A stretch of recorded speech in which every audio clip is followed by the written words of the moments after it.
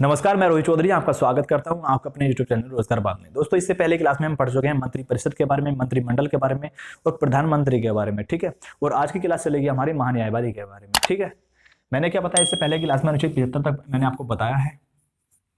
ठीक है, अनुच्छेद 75 क्या बोलते हैं, अन्य मंत्री के बारे में, उपंत के बारे में बोलता है। ठीक है, मंत्रिपरिषद मंत्रिमंडल के बारे में मैंने आपको डिटेल में बताया कि मंत्रिपरिषद का वर्णन अनुच्छेद 75 में है।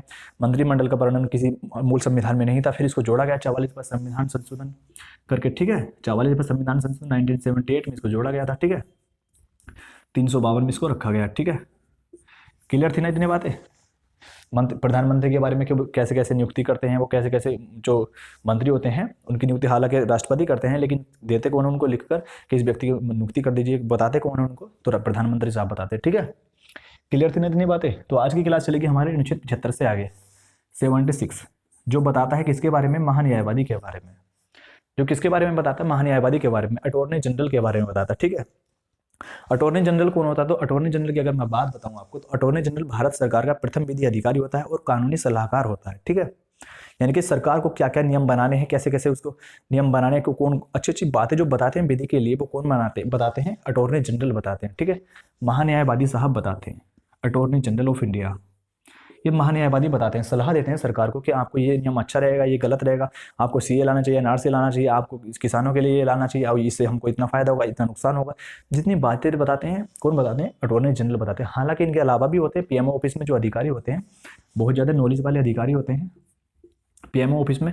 अभी ऐसा तो है नहीं ना, जो प्रधानमंत्री होंगे, जो मंत्री होंगे, कि संभव है कि वो बहुत ज़्यादा पढ़े लिखे होंगे, उनको बहुत ज़्यादा नॉलेज हो। जितने संसद में लोग बैठते हैं, क्या गारंटी कि वो पढ़े लिखे होंगे, क्योंकि योग्यता के बारे में तो कई मंत्रियों के बारे में बताया ना गया ना कि संविधान में, कि कौन सा मंत्री कितने योग्य होना चाहिए, उसको कितनी क्वालिफिकेशन होनी चाहिए। ठीक है, बूढ़ा छाप भी कोई मंत्री बन सकता है। ठीक है, तो क्या होता है भैया, उनके लिए कुछ अटॉर्नी जनरल, उनके लिए कुछ कानूनी अधिकारी भी तो होने चाहिए। तो सबसे पहले तो अटॉर्नी जनरल होता है भारत सरकार का सबसे बड़ा कानूनी अधिकारी है, विधि अधिकारी। ठीक है, और उनके अलावा भी जो पीएमओ ऑफिस होते हैं, इसमें लगभग 400 जो व्यक्ति अधिकारी टाइप होते हैं, बहुत ज़्यादा अधिकारी, इनको नॉलेज होती है। 400 के लगभग अभी प्रेजेंट में शायद पीएमओ ऑफिस में अधिकारी जो आईपीएस, आईएएस, आईएफएस अधिकारी होते हैं, वो इसमें होते हैं। ठीक है, उनको सलाह देने के लिए प्रधानमंत्री साहब को, प्राइम मिनिस्टर ऑफिस जिसको बोलते हैं आप। ठीक है, तो हमारा टॉपिक ही नहीं है, हमारा टॉपिक अटॉर्नी जनरल से है। तो अटॉर्नी जनरल का क्या क्या करते हैं, ये भारत सरकार को मतलब उनकी सलाह देते हैं, उनको विधि के बारे में बताते हैं। ठीक है, कौन, अटॉर्नी जनरल, भारत के महान्यायवादी। ठीक है, इनका कार्य क्या होता है, इनका कार्य मैंने अभी आपको बताया कि नियम, अच्छे अच्छे नियम के बारे में बताएंगे, गलत नियम के बारे में बताएंगे। और ये क्या करते हैं,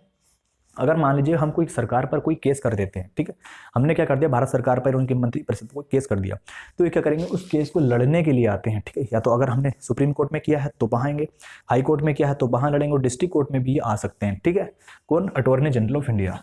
ये क्या करते हैं, ये किसी भी लोग कोर्ट में, यहाँ ये इनके खिलाफ अगर हमने कोई मुकदमा केस कर दिया है सरकार के खिलाफ, तो ये लड़ने आते हैं उनकी सफाई के लिए कि आपने ये गलत किया है, वे ऐसे नहीं है, उनके बारे में जो अच्छी अच्छी बातें हैं वो बताएंगे। ठीक है, क्लियर है इतनी बातें। तो किसका कार्य होता है, अटॉर्नी जनरल का होता है। इनके नीचे भी कुछ अधिकारी, इनके नीचे कौन होते हैं, सॉलिसिटर जनरल होते हैं, सॉलिसिटर जनरल होते हैं। और उनके नीचे कौन होते हैं, उनके नीचे होते हैं एडिशनल सॉलिसिटर जनरल, अतिरिक्त सॉलिसिटर जनरल भी बोलते हैं, additional solicitor general, solicitor general. ठीक है, इनका क्या कार्य होता है, ये तो सुप्रीम कोर्ट में केस लड़ सकते हैं, सुप्रीम कोर्ट में लड़ सकते हैं, हाई कोर्ट में लड़ सकते हैं, हाई कोर्ट में, और डिस्ट्रिक्ट कोर्ट में लड़ सकते हैं। ठीक है ना, और ये कहाँ लड़ सकते हैं, ये सिर्फ हाई कोर्ट और डिस्ट्रिक्ट कोर्ट में लड़ सकते हैं, हाई कोर्ट और डिस्ट्रिक्ट कोर्ट में, और ये डिस्ट्रिक्ट कोर्ट में ही जा सकते हैं। ठीक है, ठीक है, अगर मान लीजिए हमने जिले से जो जिला कोर्ट है उसमें हमने क्या कर दिया, हमने सरकार के खिलाफ कोई सरकार ने जो नियम गलत बनाया है, सरकार ये नियम गलत बनाने जा रही है, उसके खिलाफ हमने क्या कर दिया, कोई केस कर दिया, तो क्या लड़ेंगे भैया, ये भी लड़ सकते हैं। ठीक है, और यहाँ से किसको भेज सकते हैं, इनको भी भेजा जा सकता है वो केस, और इनके पास भी भेजा जा सकता है सुप्रीम कोर्ट या हाई कोर्ट या डिस्ट्रिक्ट कोर्ट में। ठीक है, कहीं भी वो केस लड़ कर सकते हैं, कहीं भी केस लड़ा जा सकता है। ठीक है, ये किसी भी कोर्ट में लड़ सकते हैं। ठीक है, ये सिर्फ डिस्ट्रिक्ट कोर्ट में लड़ सकते हैं, हाई कोर्ट डिस्ट्रिक्ट कोर्ट में लड़ सकते हैं, और ये सुप्रीम कोर्ट, हाई कोर्ट और डिस्ट्रिक्ट कोर्ट में लड़ सकते हैं। ठीक है, इतनी बातें क्लियर हुई, क्लियर, कोई दिक्कत। और सबसे पहले जो अगर आपसे पूछ लिया जाए कि अटॉर्नी जनरल सबसे पहले कौन थे, तो सबसे पहले अगर अटॉर्नी जनरल कौन थे, तो वो थे भैया, सबसे पहले अटॉर्नी जनरल कौन थे, एमसी सीतलवाड़, एमसी सीतलवाड़ थे। ठीक है, सीतलवाड़। और प्रेजेंट में कौन है, प्रेजेंट में के वेणुगोपाल है। क्लियर है, प्रेजेंट में कौन है, के वेणुगोपाल है। ठीक है, तो अभी होता क्या है, अगर ये जो अटॉर्नी जनरल होते हैं ना, अभी मैंने आपको बताया कि supreme court, high court, district court कहीं भी केस लड़ सकते हैं सरकार के खिलाफ, अगर कोई केस कर दिया हमने तो। और जो अटॉर्नी जनरल होते हैं ना, ये किसी भी जो मतलब लोकसभा या राज्यसभा के सदस्य नहीं होते, यानी कि संसद के सदस्य नहीं होते।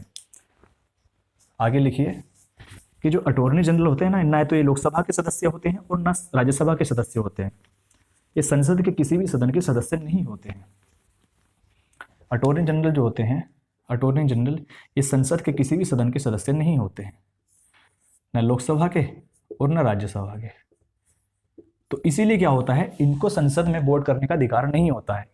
जो ये अटॉर्नी जनरल होते हैं, इनको संसद के किसी भी सदन में कोई केस बिल्कुल लड़ सकते हैं। उनके खिलाफ जो सरकार के खिलाफ बातें बताई जा रही हैं उनके लिए लड़ सकते हैं, ठीक है। उनकी बातों को रख सकते हैं कि आप गलत बता रहे हो। उनकी अगर कितनी भी, जितने जैसे लोकसभा के सदस्य लड़ते झगड़ते हैं, वो कितने भी शर्ट कपड़े वगैरह फाड़ते चप्पल चलते, कुछ भी कर सकते हैं संसद में बैठकर, लेकिन क्या नहीं कर सकते, उनको अधिकार नहीं कि वो वोट दें, ठीक है। उनको क्या नहीं है, उनको अधिकार नहीं कि वो वोट देंगे। क्लियर है। कभी कभी बन जाता है, आपसे बहुत इंपॉर्टेंट बातें बता रहा हूँ आपको, ठीक है, लिख लीजिएगा। उसके बाद बात चलती है हमारी, इतना तो मैंने अभी बताया कि न लोकसभा के सदस्य होते हैं और न राज्यसभा के सदस्य होते हैं, लेकिन फिर भी क्या कर सकते हैं वो, इसमें क्या कर सकते हैं, इनके जो अभी वो होता है कार्यवाही होती है उसमें भाग ले सकते हैं, उनके बारे में बता सकते हैं, किसके, सरकार के बारे में, ठीक है। और होता क्या है, अगर हमने सरकार के खिलाफ कोई केस कर दिया तो सरकार की तरफ से तो वो लड़ते हैं, एग्जैक्टली लड़ेंगे। और अगर किसी वजह से हमारा कोई केस है और हमने क्या किया, हमने कहा कि अटॉर्नी जनरल साहब से कि आप हमारा भी केस लड़ लीजिए, तो वो एग्जैक्टली वो जरूर हमारा केस लड़ सकते हैं, ठीक है। हमारा केस क्या कर सकते हैं, वो लड़ सकते हैं, कौन, अटॉर्नी जनरल साहब। लेकिन अगर हमने सरकार के खिलाफ ही कोई केस कर दिया तो फिर पहले वो सरकार का केस लड़ेंगे, हमारा केस नहीं लड़ेंगे, ठीक है। और अगर वैसा कोई केस हमारा है तो वो कौन लड़ सकते हैं, अटॉर्नी जनरल साहब लड़ सकते हैं कहने पर। और इनको जो सैलरी दी जाती है ना, इनको सैलरी, इनके अटॉर्नी जनरल साहब को सैलरी नहीं दी जाती। क्यों? क्योंकि ये पब्लिक का केस लड़ते हैं, इसी वजह से इनको सैलरी भी नहीं दी जाती है। इनको सिर्फ भत्ते वगैरह दिए जाते हैं, जैसे बंगला गाड़ी, चाहे कुछ भी सुविधाएं हों, सारी सुविधाएं दी जाएंगी छोड़कर सैलरी को, ठीक है। याद रखिएगा, अटॉर्नी जनरल साहब को क्या नहीं दी जाती है, सैलरी नहीं दी जाती है, ठीक है। क्यों? क्योंकि पब्लिक का केस भी लड़ते हैं और पब्लिक से क्या लेते हैं, पैसे लेते हैं। तो भैया इनको पैसे की जरूरत कहाँ पड़ गई अब, पब्लिक का केस ही लड़ रहे हैं, सरकार का केस ही लड़ रहे हैं, ठीक है। इनको भत्ते वगैरह मिल रहे हैं, इनको सारी सुविधाएं मिल रही हैं, तो केस, इनको सैलरी की जरूरत कहाँ पड़ गई, ठीक है। अब इनके बारे में जान लीजिए, इनकी नियुक्ति कौन करता है। तो भैया इनकी नियुक्ति की जाती है राष्ट्रपति साहब के द्वारा। इनकी नियुक्ति कौन करते हैं, इनकी नियुक्ति राष्ट्रपति साहब करते हैं। राष्ट्रपति साहब क्या करते हैं, इनकी नियुक्ति करते हैं, नियुक्ति राष्ट्रपति साहब करते हैं। नियुक्ति तो राष्ट्रपति साहब करते हैं, लेकिन उसके पीछे कौन बैठा भैया, उसके पास पीछे बैठे हैं प्रधानमंत्री साहब, ठीक है। प्रधानमंत्री साहब के कहने पर इनकी नियुक्ति की जाती है, किसकी, अटॉर्नी जनरल की, ठीक है। प्रधानमंत्री कहते हैं कि इस व्यक्ति को आप अटॉर्नी जनरल बना दीजिए, या हमारे हिसाब से गलत नहीं, चाहे इससे पहले जो मुकुल रोहतांगी थे उनको क्या किया, उनको हटा दिया गया कि भैया इनको बनाइए, जो के वेणुगोपाल, इनको आप प्रधानमंत्री अटॉर्नी जनरल बनाइए, ठीक है। तो नियुक्ति कौन करते हैं, राष्ट्रपति करते हैं, लेकिन सलाह कौन देते हैं, प्रधानमंत्री साहब देते हैं, ठीक है। और ये राष्ट्रपति के प्रसाद पर्यंत अपने पद पर बने रहते हैं, यानी कि जब तक राष्ट्रपति को लगता है, राष्ट्रपति को नहीं प्रधानमंत्री को लगता है, लेकिन संविधान में क्या बताया कि जब तक राष्ट्रपति को लगता है कि जब तक प्रसाद पर्यंत, यानी कि प्रसाद उनके जो राष्ट्रपति के जब तक लगता है कि सही है तो ये पद पर अपने बने रह सकते हैं, ठीक है। अगर इनको लगता है तो गलत है तो उनके पद से हटा दिया जाएगा। इसमें कोई टाइम फिक्स नहीं होता कि 5 वर्ष तक ही उनको रहना है, ठीक है, लेकिन नॉर्मली 5 वर्ष के लिए बनाए जाते हैं, ठीक है। नियुक्ति के बारे में क्लियर, कार्यकाल के बारे में क्लियर, कितने समय का होता है, 5 साल का नहीं होता है, इनके जो टाइम होता है वो फिक्स नहीं होता है, ठीक है। जब ये राष्ट्रपति साहब के प्रसाद पर्यंत पद पर बने रहते हैं, ठीक है, अटॉर्नी जनरल, ठीक है। इतनी बातें क्लियर। योग्यता के बारे में जान लीजिए। योग्यता, अटॉर्नी जनरल की योग्यता क्या होती है, हेडिंग डाल दीजिए भैया, योग्यता, योग्यताएं, योग्यताएं। सबसे पहले तो वो भारत का सबसे पहले गया, सबसे इसमें बताया गया, योग्यता में बताया गया कि वो सुप्रीम कोर्ट के जज के बराबर उनकी योग्यता हो। किसके बराबर, सुप्रीम कोर्ट के जज के बराबर योग्यता हो, क्योंकि भैया इतना बड़ा उनको पद दे रहे हैं, वो सरकार को सीधे सलाह दे रहे हैं, उनके सरकार के जो विधि अधिकारी हैं। तो ऐसा थोड़ी होगा कि कोई भी नॉर्मल इंसान बन सकता है, उनको बहुत ज़्यादा नॉलेज होनी चाहिए विधि की, ठीक है। तो वो क्या होने चाहिए, सबसे पहले तो वो सुप्रीम कोर्ट के जज होने चाहिए, सुप्रीम कोर्ट के जज होने चाहिए, सुप्रीम कोर्ट के जज होने चाहिए।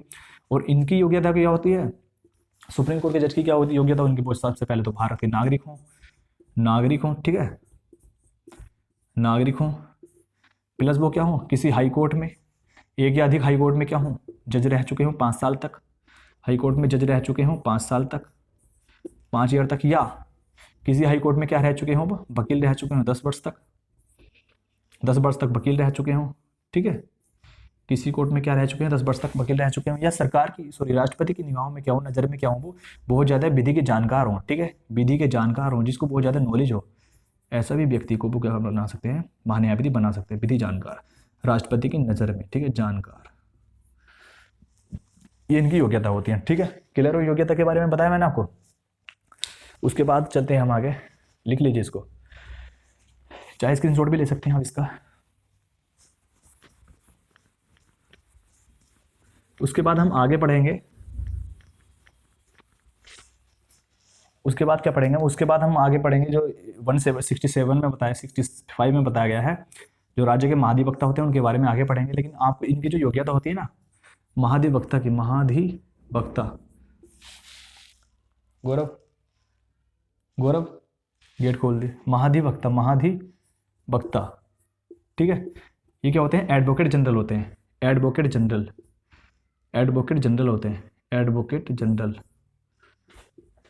एडवोकेट जनरल,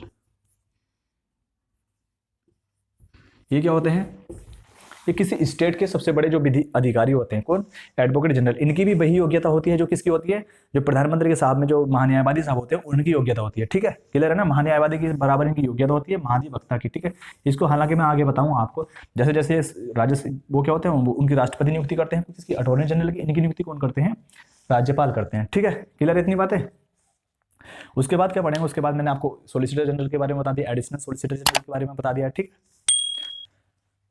तो आज के लिए इतने रखते हैं। अगर वीडियो पसंद आई तो उसको लाइक कीजिए, शेयर कीजिए, और अगर आप हमारे यूट्यूब चैनल पर नए हैं तो चैनल को जरूर सब्सक्राइब कीजिए। मिलते हैं अगली क्लास में, तब तक के लिए गुड बाय, जय हिंद, जय भारत।